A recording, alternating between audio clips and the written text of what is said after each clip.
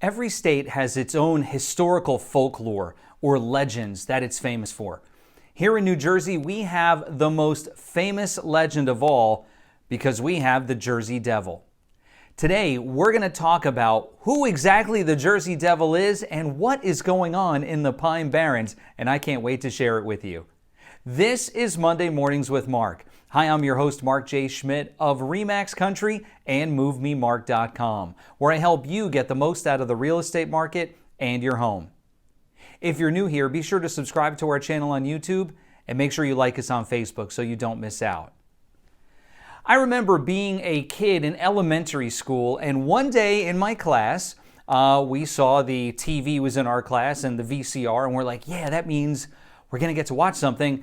And what we watched was a little film about the Jersey Devil. This scared the bejesus out of me. I could not believe how scary this was. So if you're not familiar with the legend of the Jersey Devil, let me explain it to you. It originated with a Pine Barrens resident named Mother Leeds. She had 12 children. And upon learning that she was pregnant with her 13th child, she was so upset, she cursed the child and said that it would be the devil. In 1735, she went into labor and the baby was born normally. But as soon as the baby was born, it transformed into something with a goat's head, hooves, bat wings, and a forked tail.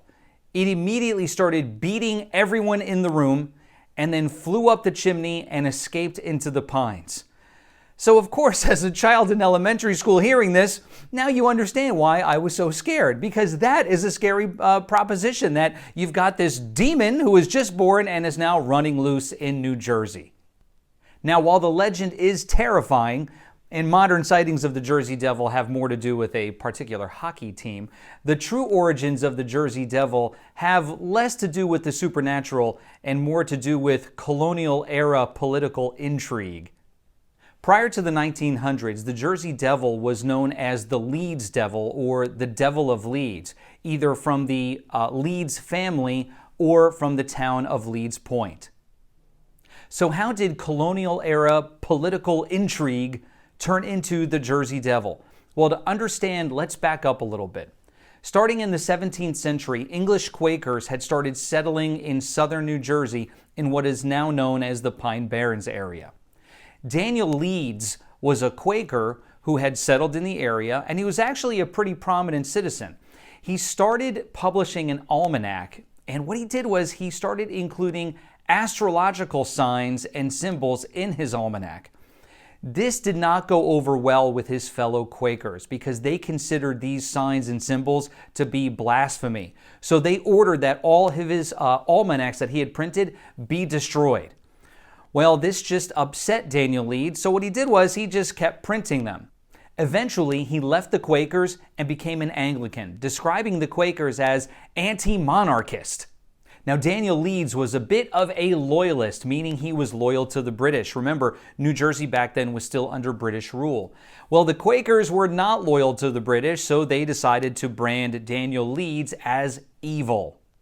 In 1716, Daniel Leeds' son, Titan Leeds, took over control of the almanac, and he kept putting all the astrological stuff into the almanac, which was still obviously upsetting the Quakers.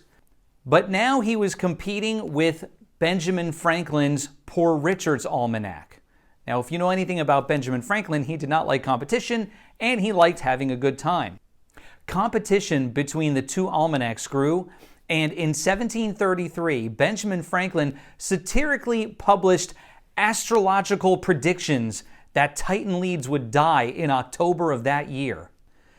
This turned into a whole thing where Leeds was publishing all about how Benjamin Franklin was a fool, and then Benjamin Franklin went so far as to publish that Titan Leeds had actually died and was now a ghost, even though he was still alive.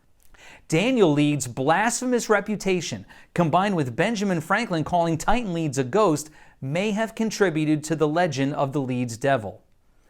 Adding fuel to the fire, in 1728, Titan Leeds began including his family's crest on the masthead of his almanac.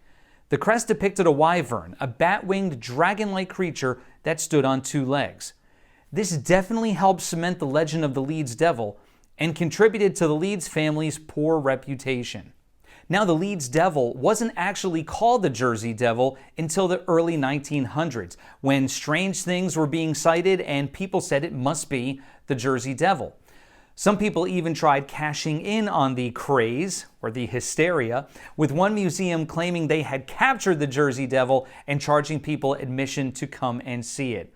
Of course, this was not actually the Jersey Devil. These people had gotten a kangaroo from the circus and had glued artificial claws and bat wings onto it. And that right there is the Jersey Devil, what we know as this scary being. And what scared me as an elementary school child was really just a lot of political intrigue and Benjamin Franklin not liking competition for his almanac. It's fascinating when you look back and you see what was really happening and compare it to what we think of now. It's starkly different. Now, if you have questions about the Jersey Devil, or if you have questions about buying or selling a home, it doesn't have to be scary. There's a fantastic resource. It's my website. You can find me at www.MoveMeMark.com. Thanks so much for watching. If you missed our last episode, I've got it right here for you. And here's another episode that YouTube thinks you should watch.